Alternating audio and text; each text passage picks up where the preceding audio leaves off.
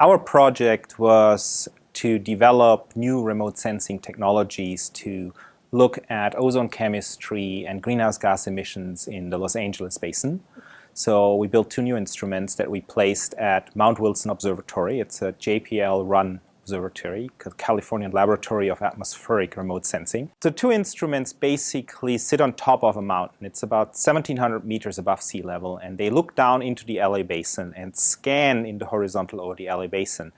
So basically what they're doing is they're providing an average, an area average over the Los Angeles Basin, as well as vertical information on how these gases are distributed. So we're using two methods. Both are based on what we call absorption spectroscopy. And the idea of absorption spectroscopy is that gases like methane or nitrogen dioxide absorb specific wavelengths. So basically wavelengths are like colors of light. And they do this in a very specific way. They're like a fingerprint. So by looking into how they weaken the light at specific wavelengths, we can both identify and also quantify these gases, and from that we can then calculate concentrations of the gases in the LA Basin. What we found is, for example, that with these new methods we can provide information that we cannot provide by other means right now. So we can, for example, provide vertical profiles of NO2 in the LA Basin measured fairly automatically during daytime, and that allows us to determine how much of the NO2 is near the surface and relate that to how it's emitted.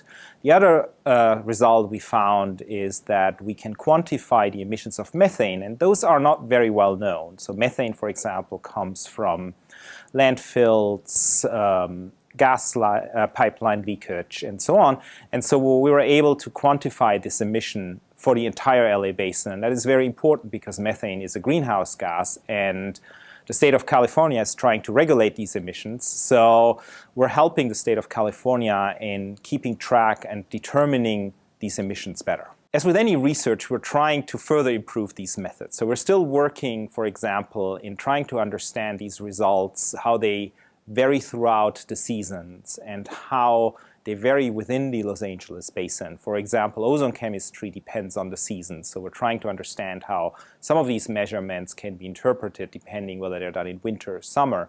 For the methane emissions, we found some inhomogeneities in the basin. So sources or metrology makes higher methane at certain parts of the Los Angeles Basin than at others.